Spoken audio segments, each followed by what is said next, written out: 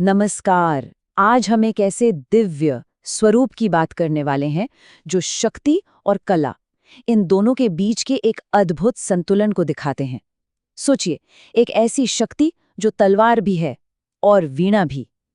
ये है रुरु भैरव, भगवान शिव का वो स्वरूप जो हमें ये सिखाता है कि शक्ति और संगीत एक दूसरे के दुश्मन नहीं बल्कि साथी हैं।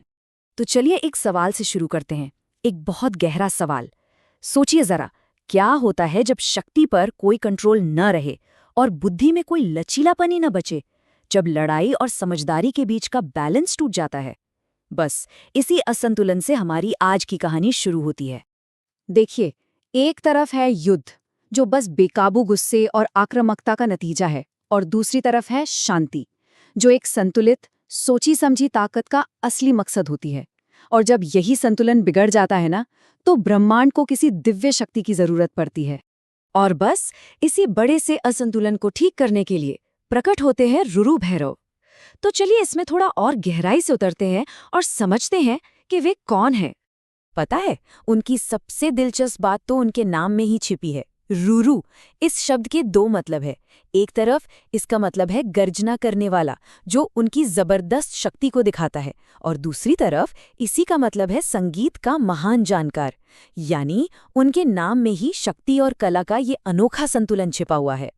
तो देखिए, रुरु भैरव को पश्चिम दिशा का रक्षक माना जाता है, और उनका वाहन वो है बैल। और बैल किसका प्रतीक है?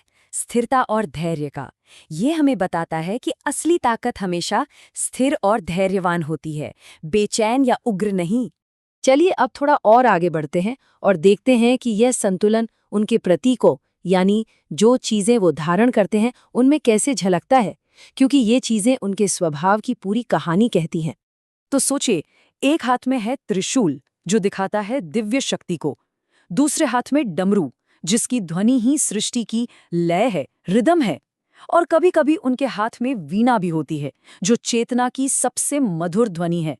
मतलब शक्ति, लय और चेतना तीनों एक साथ। कितना अद्भुत संगम है ये।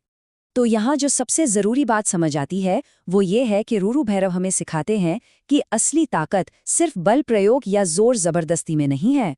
असली ताकत तो शक्ति और चेतना, बल और बुद्धि के बीच सही बैलेंस बनाने में है।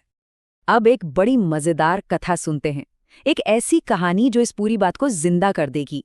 ये एक ऐसी कहानी है जहां संगीत ने वो कर दिखाया जो बड़े-बड़े हथियार भी नहीं कर पाए। कहते हैं, एक समय की बात है, देवताओं और असुरों के बीच एक भयानक युद्ध छिड़ गया। ऐसा युद्ध कि धरती कांप उठी। जब ऋषियों ने प्रार्थना की तो आकाश में एक लाल आभा फैली और रुरु भैरव प्रकट हुए। उन्होंने पहले अपना डमरू बजाया, जिसकी लय ने युद्ध के पागलपन को कम कर दिया, और फिर उन्होंने उठाई अपनी वीणा और ऐसी तान छेड़ी कि योद्धाओं के मन से गुस्सा जैसे धुल गया और वहां शांति भर गई। ये कहानी हमें कितनी खूबसूरती से बताती है ना, कि जहां बल और हथियार फेल हो जाते हैं, वहां संगीत, कला वो सीधे रूह को जीत सकती है। तो सवाल ये है कि इस पुरानी कथा का आज की दुनिया से, हमारी जिंदगी से क्या लेना देना है। चलिए देखते हैं कि ये संतुलन हमारे अंदर कैसे काम करता है। देखिए, आध्यात्मिक तौर पर रुरु भैरव को हमारे हृदय चक्र यानी हार्ट चक्र से जोड़ा जाता है। हाँ, वही जो हमारे शरीर में करुणा और भावनाओं का केंद्र है। उनकी वो लाल आभा, ऊर्जा और करुणा के इसी मिलन को दर्शाती है। तो फिर असली सवाल तो यही है कि इस भाग दौड़ भरी जिंदगी में ये संतुलन आखिर पाया कैसे जाए। और जवाब पता है, बहुत सरल है। अगली बार जब भी तनाव हो या गुस्सा आए, तो बस रुरु भैरव के इस संतुलन वाले सिद्धांत को याद कर लीजिए। मन को शांत करने के लिए थोड़ा संगीत सुन लिया या बस कुछ गहरी सांसें ले ली। वो हमें सिखाते हैं कि गुस्से जैसी तेज भावनाओं को दबाना नहीं है, बल्कि उन्हें एक नई, एक रचनात्मक दिशा देनी है। तो आखिर में सबसे जरूरी बात यही है कि किसी की अपनी शक्ति ही उसकी शांति बन सकती है। बस जरूरत है उसे सही दिशा और सही संतुलन देने की। रुरु भैरव यही याद दिलाते हैं कि तलवार और वीणा एक दूसरे के विरोधी नहीं बल्कि पूरक है। तो अगली बार जब भी जिंदगी में असंतुलन लगे, तो खुद से बस एक सवाल पूछना है, क्या हम अपने अंदर की वीणा की आवाज सुन पा रहे हैं?